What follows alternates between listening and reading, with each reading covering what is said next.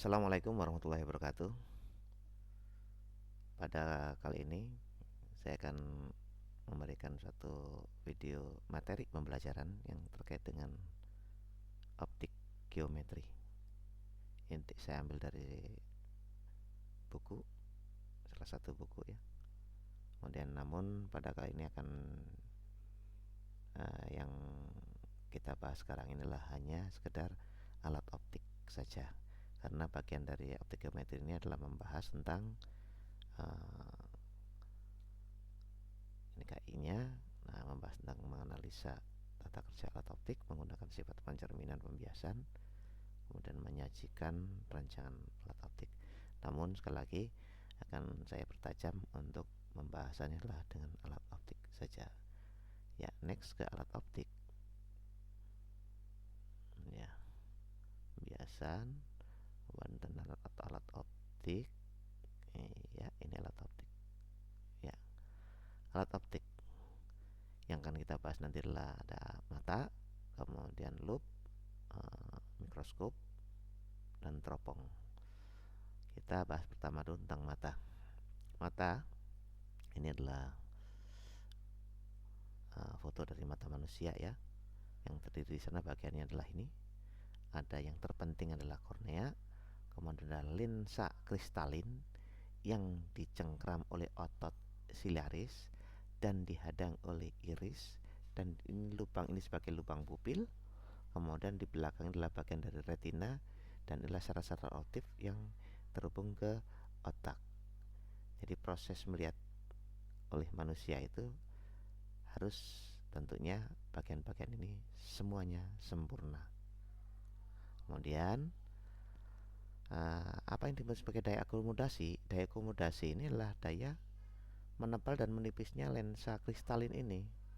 Berbeda dengan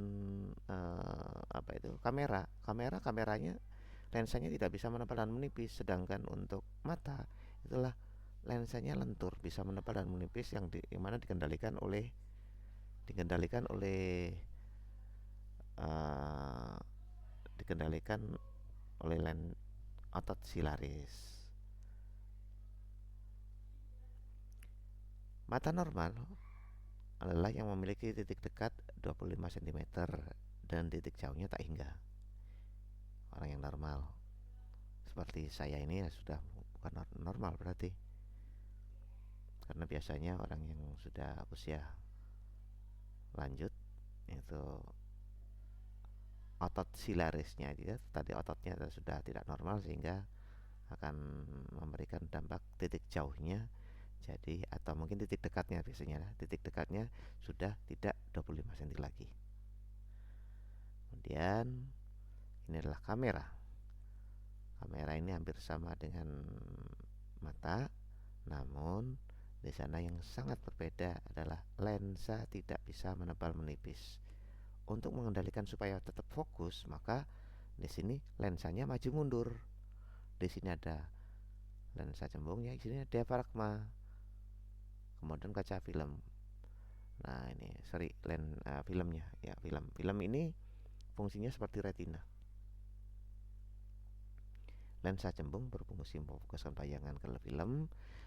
Celah diafragma berfungsi untuk mengatur ukuran pembukaan celah lensa dan menentukan intensitas cahaya yang masuk ke kamera, seperti fungsi iris pada mata. Sedangkan film berfungsi menangkap bayangan nyata terbalik dan diperkecil, sama seperti fungsi retina pada mata. Ininya. Kita masih membahas tentang mata ya tadi. Mata itu ada rabun jauh, ada rabun dekat. Rabun jauh disebut sebagai miopi, rabun dekat sebagai hipermetropi. Ini rabun dekat inilah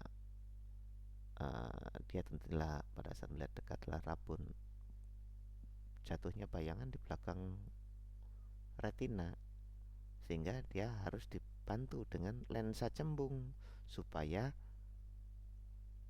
di sini lagi, di retina lagi ininya.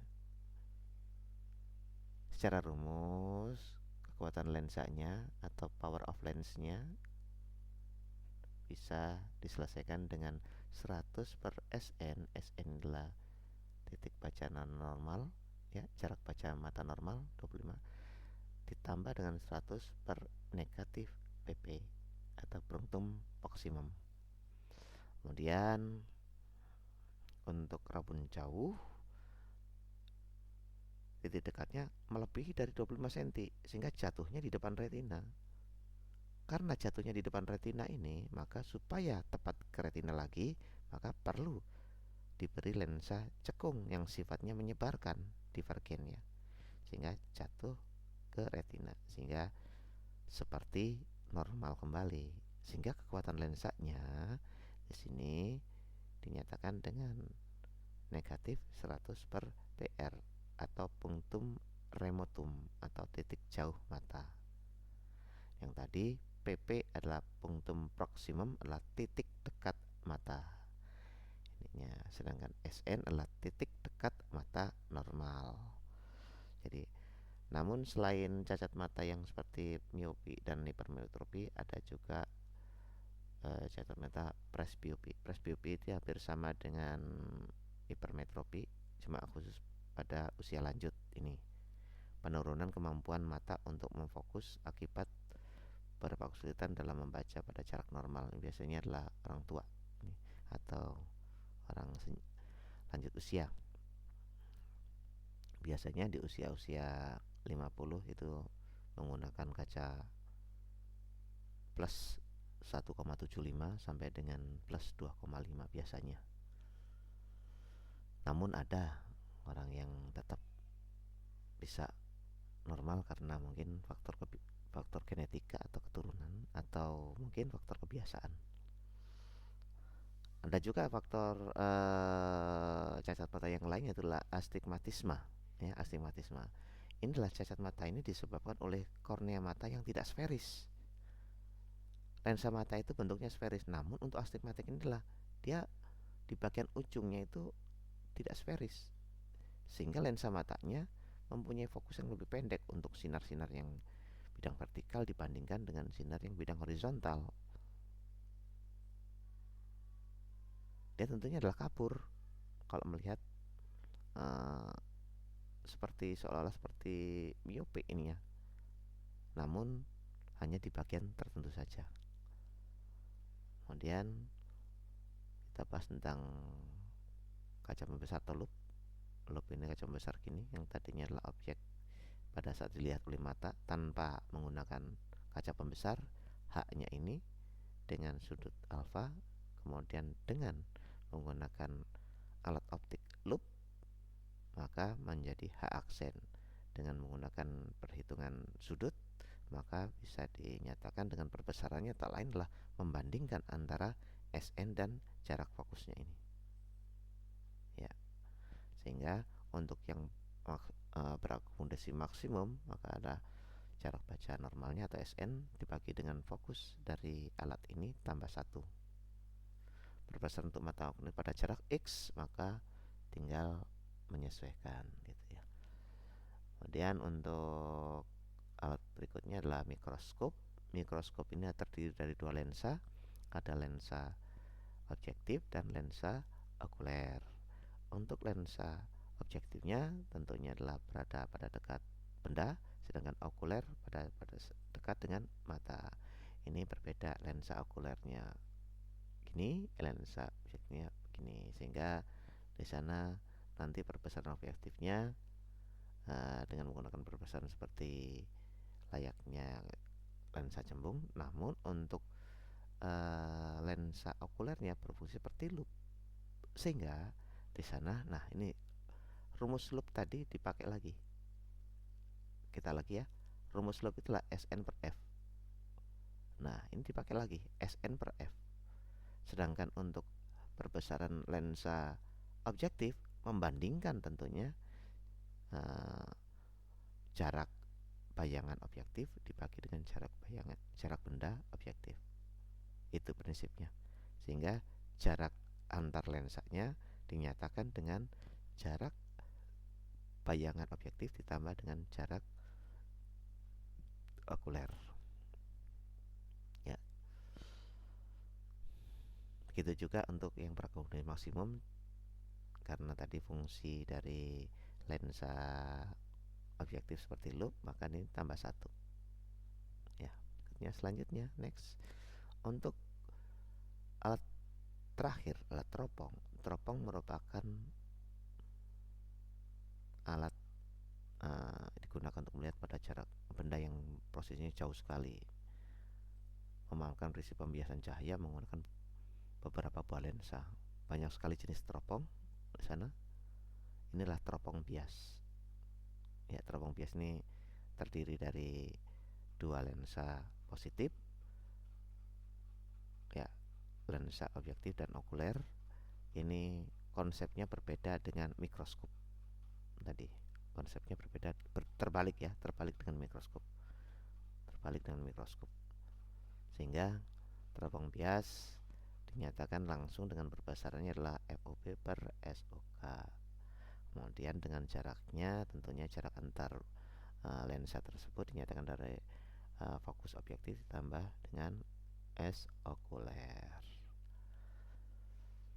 Ini jalannya sinar untuk mata yang tak berakomodasi dan mata yang berakomodasi maksimum untuk teropong bintang.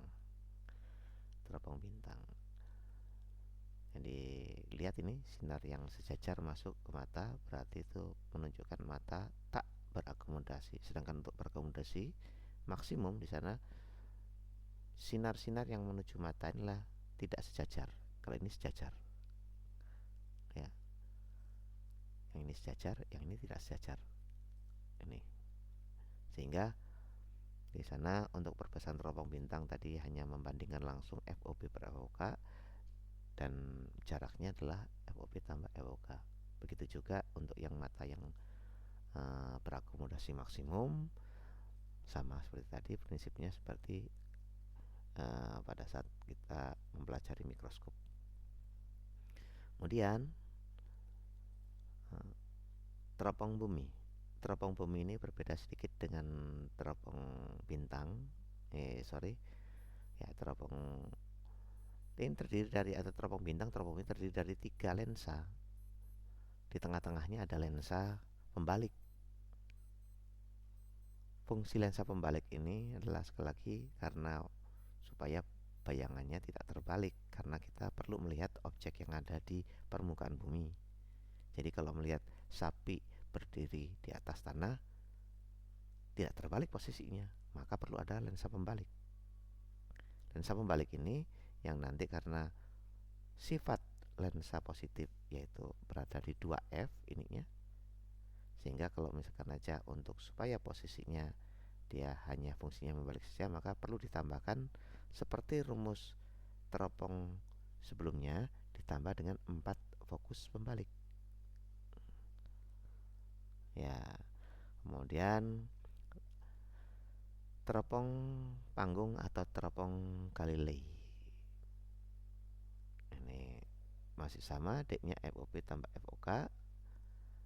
Nah, kemudian ada teropong binokuler, dia menggunakan prisma.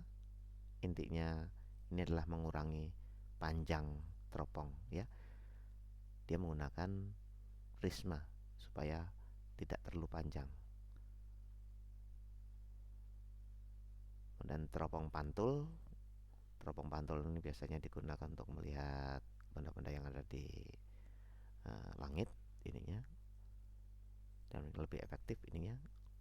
Dia menggunakan campuran, jadi antara 2 buah lensa cembung dan 2 buah prisma yang diletakkan diantaranya lensa objektif dan lensa okuler. Jadi lebih lengkap lagi alat-alat optik yang digunakan.